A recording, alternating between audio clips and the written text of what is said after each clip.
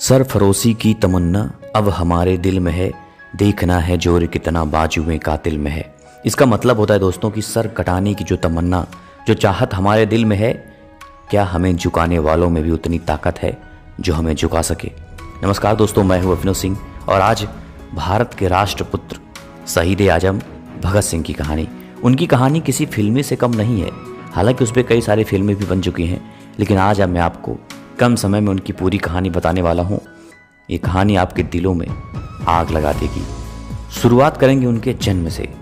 सरदार भगत सिंह का जन्म 27 सितंबर 1907 को बावली नामक गांव के लायलपुर जिले, जो कि अब पंजाब पाकिस्तान में स्थित है, वहां पर हुआ था। और उनकी माता का नाम विद्यावती और उनके पिता का नाम किशन सिंह था। उनका जन्म एक सिख परिवार में हुआ था। भगत सिंह का परिवार स्वतंत्रता संग्राम में सक्रिय रूप से जुड़ा हुआ था। उनके पिता किशन सिंह और चाचा अजीत सिंह गदर पार्टी के सदस्य थे। परिवार के माहौल का भगत सिंह पर बहुत बड़ा असर पड़ा। उनकी नसों में देशभक्त की भावना कूट कूट कर भर गई थी। उनकी बचपन की एक कहानी है, जब उनके पिता आम लगा रहे थे और उनसे पूछा कि ये क्या कर रहे हैं आप, तो उन्होंने कहा कि ये आम हम लगा रहे हैं और ये बड़ा होगा तो इसमें बहुत सारे आम का फल होगा। ये देख के भगत सिंह उसके दूसरे ही दिन एक बंदूक अपने खेतों में बो रहे थे। और जब वहाँ उनके पिताजी पहुँचे, उनसे पूछे तो क्या कर रहे हो, तो उन्होंने बोला कि जैसे आप आम बो रहे हैं उसमें आम लगेगा, उसी तरह से मैं बंदूक बो रहा हूँ और इसमें बंदूक लगेगा, ताकि मैं अंग्रेज़ों को भारत से भगा सकूँ। अगर बात करें उनकी शिक्षा की, तो डीएवी विद्यालय जो कि लाहौर में स्थित है, वहाँ पर पढ़ते थे। और 1916 मात्र 9 वर्ष की आयु में उनकी पहचान जाने माने राजनेता लाला लाजपत राय और रास बिहारी से हो चुकी थी। उस समय पंजाब राजनीतिक रूप से काफ़ी उत्तेजित हुआ करता था। बात है 13 अप्रैल 1919, जब भगत सिंह मात्र 12 वर्ष के थे। उस समय जलियांवाला बाग हत्याकांड हो जाता है। उस हत्याकांड में लोग अपनी जान बचाकर कुआं में कूद गए थे, लेकिन अंग्रेजों ने कुएं के अंदर भी गोलियां चलवा दी थी। और हत्याकांड के दूसरे दिन भगत सिंह जलियांवाला बाग जाते हैं और वहां से कुछ मिट्टी, जो कि खून से भरी मिट्टी थी, उसको एक बोतल में निशानी के तौर पर रख लेते हैं। और इस हत्याकांड ने उनके अंग्रेजों को भारत से निकाल फेंकने के संकल्प को और पक्का कर दिया था। फिर समय बीतता है उसके 2 साल बाद, जब उनकी उम्र मात्र 14 वर्ष थी। 1921 में महात्मा गांधी ने ब्रिटिश शासन के खिलाफ असहयोग आंदोलन का आह्वान कर दिया। और ये देखते हुए भगत सिंह खुशी से झूम रहे थे, क्योंकि असहयोग आंदोलन भारत में काफ़ी अच्छे से सफल हो रहा था।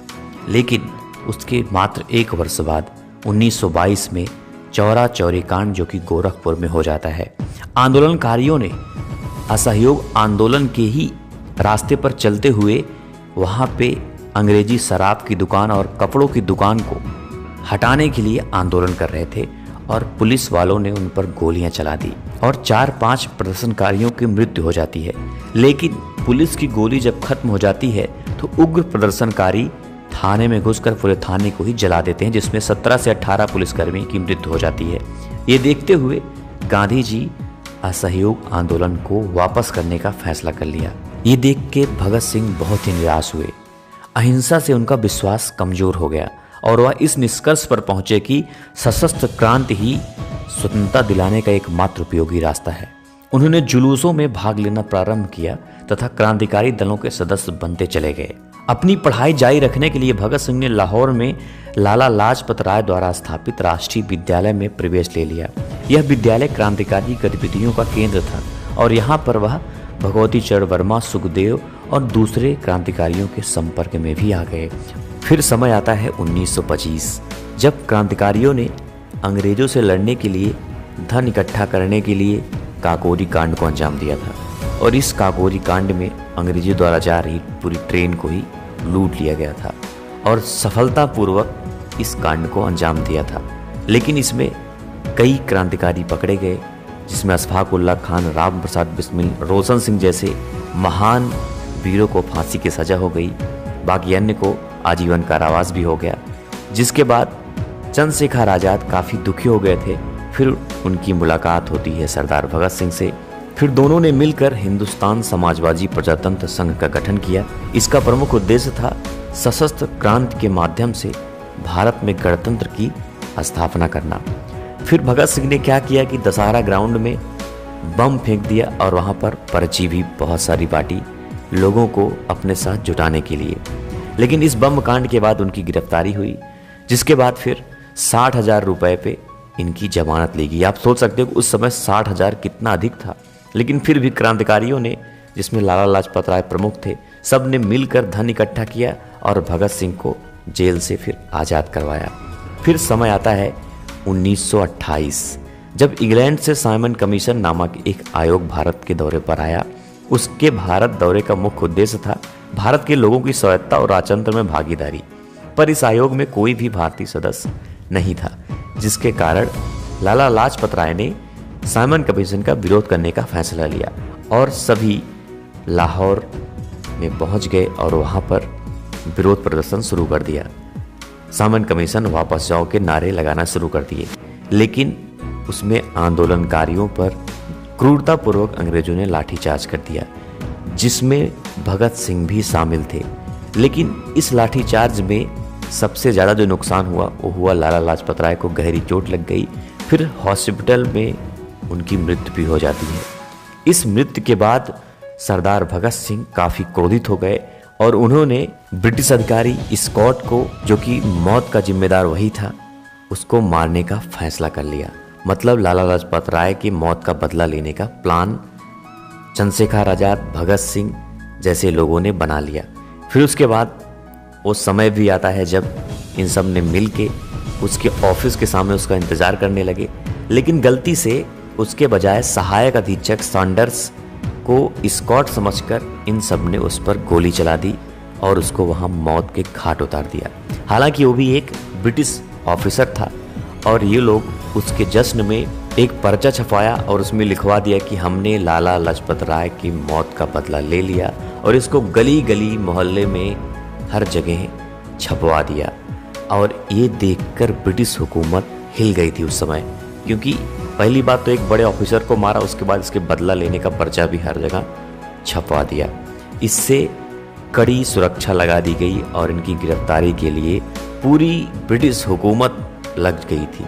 लेकिन फिर भी इन सब ने भेष बदलकर, आपने सुना होगा कि सरदार भगत सिंह एक बार अपना भेष बदल दिया था, अंग्रेजी स्टाइल में टोपी पहना और भगवती चरण की पत्नी जो कि दुर्गा भाभी, उनको भगत सिंह की पत्नी के रूप में बनाया गया और उनके साथ राजगुरु जो कि नौकर का भेष रख के ये सब अंग्रेजों को चकमा देते हुए लाहौर स्टेशन से ट्रेन पर बैठे और वहाँ से कलकत्ता पहुँच गए। और वहाँ पे मजदूरों के न्याय के लिए, जो कि उनके साथ अन्याय हो रहा था, भगत सिंह ने फिर प्लान बनाया और केंद्रीय असेंबली, जो कि कलकत्ता उस वक्त राजधानी हुआ करती थी, वहाँ पे स्थित था, बटुकेश्वर दत्त के साथ मिलकर एक हल्के बम का इस्तेमाल करके केंद्रीय असेंबली में इन सब ने बम फेंक दिया और वहाँ पे पर्चे भी उछाल दिए कि बहरों को सुनाने के लिए धमाका जरूरी है।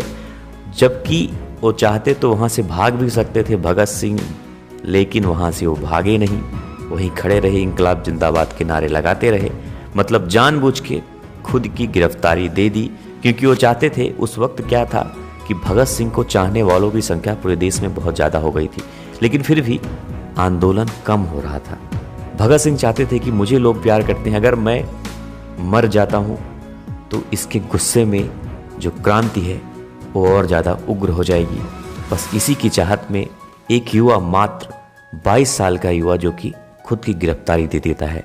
इतनी कम उम्र में वो गिरफ्तारी अपने मरने के लिए तैयार हो जाते हैं। हालांकि भगत सिंह के सामने एक विकल्प था, वो माफ़ीनामा अपना पेश कर सकते थे, लेकिन उन्होंने अपना माफ़ीनामा पेश नहीं किया। 2 साल तक वो जेल में रहे और वहाँ भी उन्होंने आंदोलन खड़ा कर दिया। जेल की जो अंदर की जो स्थिति थी काफ़ी ख़राब थी, इसके खिलाफ वो आमरण अनशन पर बैठ गए और 64 दिनों तक बिना कुछ खाए पिए वो आमरण अनशन पर बैठे थे। उनके साथ एक क्रांतिकारी जिनका नाम यतीन्द्र दास था, वो भी आमरण अनशन की वजह से वहाँ जेल के अंदर ही शहीद हो गया। उसके बाद अंग्रेजों ने उनकी मांगे भी मान ली। भगत सिंह और उनके 2 साथी राजगुरु और सुखदेव को 24 मार्च 1931 को फांसी की सज़ा हुई थी, लेकिन पूरे देश भर से लोग लाहौर के बाहर इकट्ठा होने लगे और उनके बचाने की चर्चा पूरे देश भर में होने लगी। इस वजह से अंग्रेजों ने फैसला किया कि उसके एक दिन पहले ही 23 मार्च 1931 को ही उनकी फांसी दे दी जाए। इतिहास में पहली बार ऐसा हुआ जब सूर्योदय से पहले फांसी वैसे दी जाती है, लेकिन इन तीनों को शाम के समय ही फांसी देने का फैसला कर लिया गया। फांसी पर जाने से पहले वे लेनिन की जीवनी पढ़ रहे थे। जब उनसे उनकी आखिरी इच्छा पूछी गई तो उन्होंने कहा कि वह लेनिन की जीवनी पढ़ रहे हैं और उन्हें वह पूरी करने का समय दिया जाए। कहा जाता है कि जेल के अधिकारियों ने जब उन्हें यह सूचना दी कि उनके फांसी का वक्त आ गया है तो उन्होंने कहा था, ठहरिए, पहले एक क्रांतिकारी दूसरे से तो मिल ले। फिर 1 मिनट बाद वह किताब छत की ओर उछाल कर बोले, ठीक है अब चलो। और फांसी पर जाते हुए तीनों क्रांतिकारी एक गाना गा रहे थे जो था मेरा रंग दे बसंती चोला, आपने सुना होगा। और तीनों हंसते हंसते फांसी तक पहुँचे और तीनों से जब उनकी और आखिरी इच्छा पूछी गई तो तीनों ने एक दूसरे से गले मिलने का इच्छा जताई और उनसे ये इच्छा पूरी की गई। तीनों ने गले मिले और हंसते हंसते उन तीनों ने फांसी के फंदे को चूमा और हंसते हंसते अपने गले में उन फांसी के फंदों को डाल लिया। दोस्तों, सरदार भगत सिंह बहुत ही इंटेलिजेंट थे। उनको हिंदी, उर्दू, पंजाबी तथा अंग्रेजी के अलावा बंगला भी आती थी। वो जेल के अंदर ही 3000 से अधिक पन्ने लिख डाले थे और 300 से अधिक किताबें जेल के अंदर ही पढ़ डाली थी।